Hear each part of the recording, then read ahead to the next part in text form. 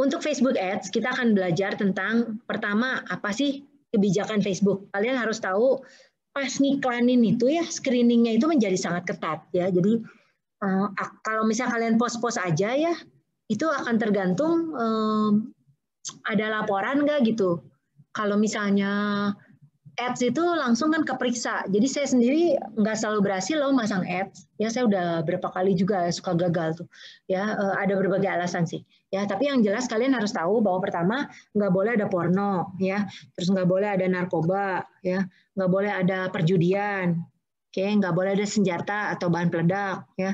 Terus nggak boleh juga ngedate atau ya buat yang maksudnya itu ya untuk adult friend finder. Nah, ya, ini nggak boleh sama Facebook. Nanti langsung ke screen sama dia.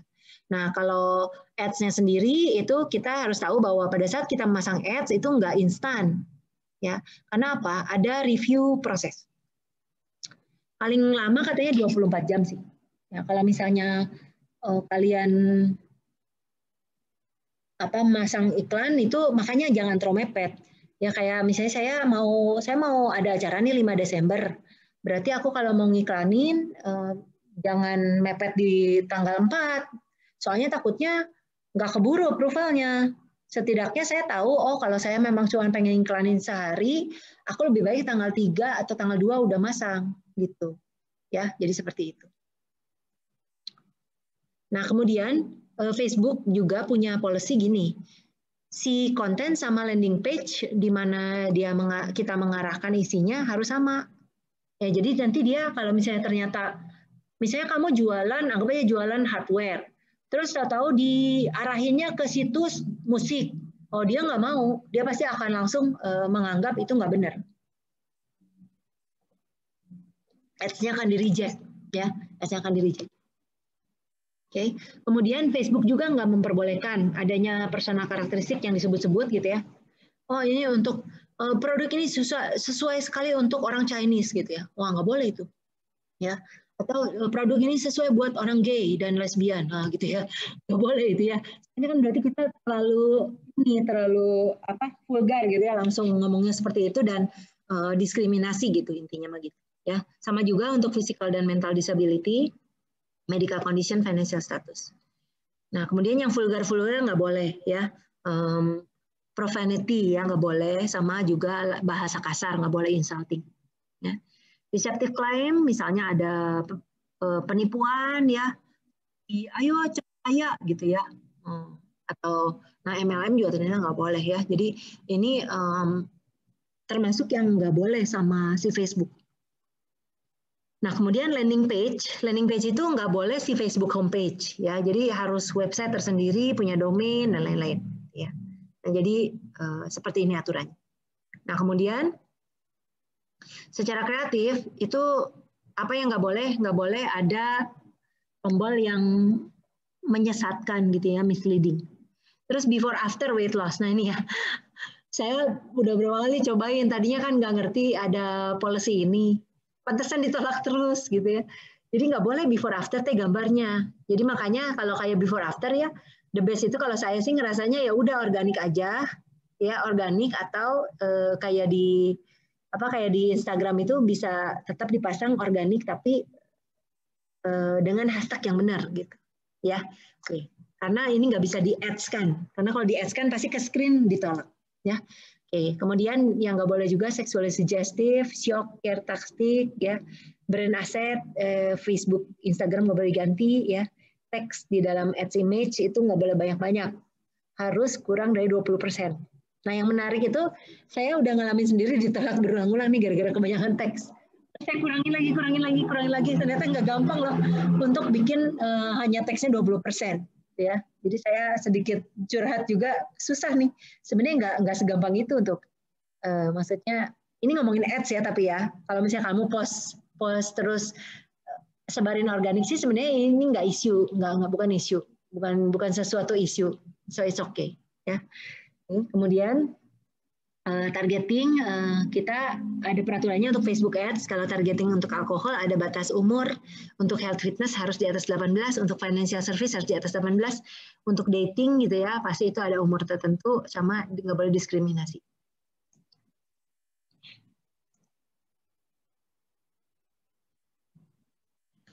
Oke. Khusus Facebook, Facebook itu sebetulnya ada 2 tool ya yang kalian perlu tahu. Pertama adalah Facebook Business Manager, yang kedua adalah Facebook Ads Manager. Ini apa bedanya? Kalau Ads Manager itu adalah bagian dari Business Manager. Jadi si Business Manager itu secara keseluruhannya. Manager itu komponennya di dalamnya. Nah, jadi kalau Ads Manager adalah salah satu aset dalam Business Manager, sedangkan Ads Manager bukan Business Manager. Nah, apa yang ada di dalam Facebook Business Manager? Itu biasanya kita bisa ngeset siapa orang-orangnya, karyawan kita siapa, fungsi mereka yang financial analyst siapa, financial editor siapa, ya. Ini kenapa ada kayak ginian ya? Soalnya kan orang akunting biasanya harus lihat berapa banyak sih pengeluaran. Karena kayak saya juga campaign jalan terus campaign Facebook Ads jalan terus dan itu cukup banyak pengeluarannya, ya. Dan karena itu berarti pada saat terjadi ada transaksi keuangan, biasanya kita harus post di accounting record, ya, di jurnal-jurnalnya harus post. Oke, kemudian biasanya di dalam Facebook Business Manager ada partner, kalau misalnya kita kerjasama sama perusahaan lain, terus ada Business ID, ada Facebook Pixel, ada terus udah gitu. Nah, ini catatan yang disebut aset adalah halaman, pages, add account, katalog, dan lain-lain. Nah, kalau kalian pengen mengakses halaman ini, bisa ke business.facebook.com. Oke, nah ini satu lagi si Ads Manager. Kalau Ads Manager itu benar-benar cuma ads, ya. Jadi ads-nya yang kita kelola. Nah, alamatnya bisa diakses di sini. Terus Ads Manager. Kemudian di sini ada berbagai hal yang bisa kita set. Seperti misalnya campaign, kita bisa tentukan buying time-nya apa, objektifnya apa, budget optimization-nya seperti apa. Kemudian untuk aset, ini ya yang kalian bisa tentukan. Nanti saya tunjukkan ya di dalam si Facebook Ads itu sendiri. Jadi kalian mungkin baru nyadar, oh iya ada nih semua. Ya. Dan kemudian untuk ad-nya format creative Facebook page, ini juga mau di-show di mana, atau placement ya. Kita sebenarnya placement di mana kita bisa tentukan. Nah, saya nyaranin belajar aja sendiri, boleh klik how to create ads di link ini ya nanti ya, silakan. Oke, nah banyak sekali komponen di Facebook Ads Manager ya. Kalau saya ngobrol sama bos saya bilang, aduh itu Facebook Ads itu, aduh toolnya tuh kompleks sekali gitu dan sangat ngejelimet. Tapi puji Tuhannya yang penting efeknya bagus gitu ya. Itu aja yang paling penting. Oke, kita lihat di sini campaign type itu ada 3. Bisa awareness, bisa consideration, bisa conversion. Ya, kalau awareness itu bisa brandnya, bisa reach-nya. Kalau consideration ini termasuk di dalamnya ada lead generation ya. Jadi bisa ada traffic engagement, app install, video view, ya, message. Kemudian kalau konversi itu berarti orang benar-benar jadi beli, ya.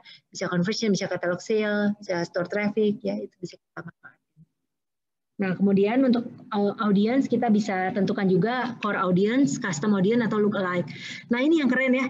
Audience itu kalau look alike tuh caranya gini. Jadi kalian udah pasang ads nih ya. Terus kalian udah kekumpul kan, misalnya anggap aja kalian punya 100 lead. Nah, si 100 ini nanti yang benar-benar berhasil beli, kalian bisa tandain ya. Supaya apa? Supaya nanti ya, pas kita ads lagi, si Facebook itu dengan pintar ya, karena dia pakai artificial intelligence ya, dengan pintar akan memilih audiens yang mirip dengan audiens yang sudah mendaftar gitu. Ya, oleh karena itu nanti efektivitasnya lebih berhasil. Ya. Kalau untuk placement ini ya bisa dipilih di salah satu tempat ini. Nah, untuk format itu juga bisa dipilih dari salah satu ini. Ya, kalian sebetulnya nanti pas lagi saya bahas Instagram, saya akan ngajarin sedikit. Gimana kamu mau lihat, saya mendingan pasang tipe apa gitu ya. Nanti kita bisa cek ya. Oke.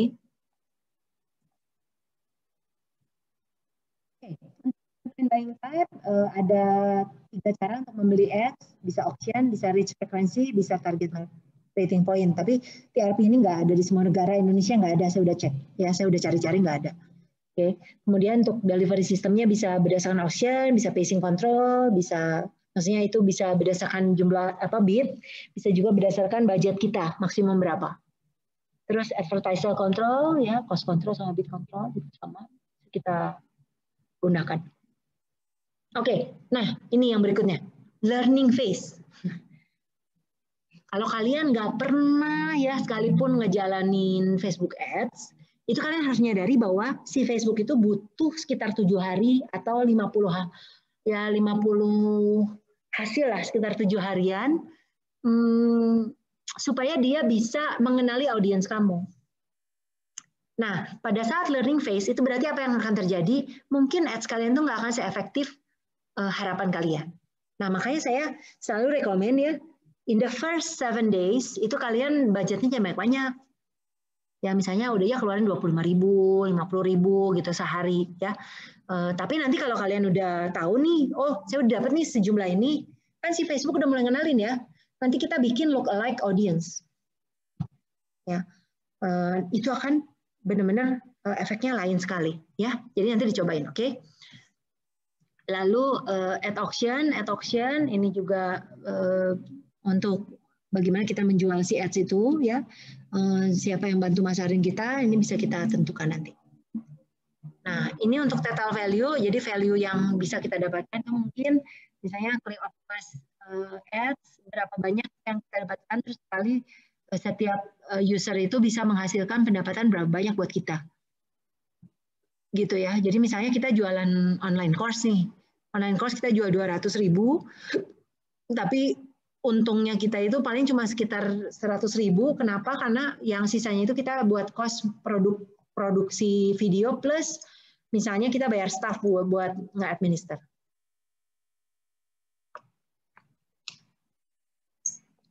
Kalau kita hitung ini, nanti kita akan tahu kira-kira potensi pendapatan kita. Ya, dibandingkan dengan yang tadi tuh yang larger market itu kan agak beda ya dibandingkan ini nih. Jadi kalau itu kita ngitung kira-kira secara keseluruhan, kalau di sini nanti kita bisa lihat realnya seperti apa. Nah, kemudian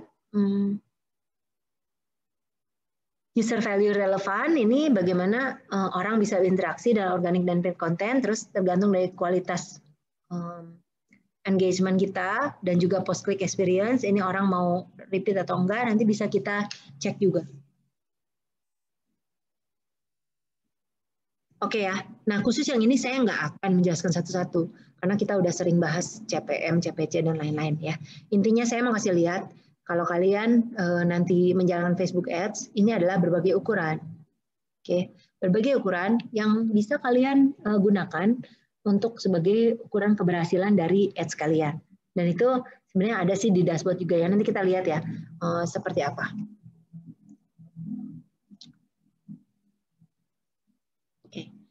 Facebook dan sosial media lainnya ya, mau nanti LinkedIn, Instagram, Twitter, itu selalu ada waktu di mana kamu itu paling efektif bisa mengiklankan sesuatu ya. Misalnya ya kita mau post di pagi hari, di siang hari, atau di malam hari, tergantung siapa pasar kita. Misalnya kalau pasar kita ibu-ibu, biasanya ibu-ibu tuh jam 12-an siang tuh rajin lihat handphonenya gitu ya pas jadi jam makan. Anak belum pulang jam segitu. Ya, sekarang sih beda tapi karena Covid pandemi ya. Mungkin anak-anak ada di rumah terus. Tapi biasanya ibu-ibu bisa lihat pada jam tertentu. Atau dia sebelum tidur. Kayak saya biasanya saya sebelum tidur baru saya lihat-lihat gitu ya, karena saya siangnya cukup sibuk. Nah, itu menjadi dasar pertimbangan kita kapan kita mau post, jam berapa nih kita mau post. Oke, nah kemudian kalau yang selanjutnya ini untuk budget ya, ini sebetulnya ya nanti bisa di set, ada settingnya, mau lowest cost, mau cost cap, mau target cost ya, bid cap bisa dilihat. Oke, sama ini nggak akan saya jelasin ya, ini tapinya saya mau kasih lihat bahwa ini adalah ukuran dari ad delivery. Ya, misalnya nih aku ambil satu, kalau lead generation berarti jumlah lead, oke. Kalau kita ngomong katalog sale berarti berapa besar conversion orang yang sampai beli. Seperti itu. Nah, sumber data campaign itu dari mana? Ya, dari Facebook Pixel ya. Nah, ini kelebihannya. Facebook Pixel itu sebetulnya agak-agak mirip sama Google Analytics. Agak mirip. Cuman dia mungkin secara khusus spesifik melihat melihat ukuran tertentu gitu ya. Jadi ini sebagai contoh nih, kalau untuk pixel event e-commerce itu yang bisa dilihat apa? Ada view-nya terhadap konten, terus ada wishlist, ada cart ya. Kayak saya kan, saya misalnya belanja, saya browsing nih, aku belum siap beli, tapi aku suka produk itu, biasanya sama saya dipencet wishlist, love gitu ya, seperti itu. Jadi bisa diukur juga nih dari pixel. Kemudian check out, cart, payment, purchase. Nah yang ini adalah tool dari software development. Ya silahkan kalau misalnya mau ditempelin ke aplikasi yang custom build itu bisa. Nah kalau saya ya ditanya keefektifan dari Facebook, saya mau bilang benar-benar efektif loh. Ini dari pengalaman aku sendiri.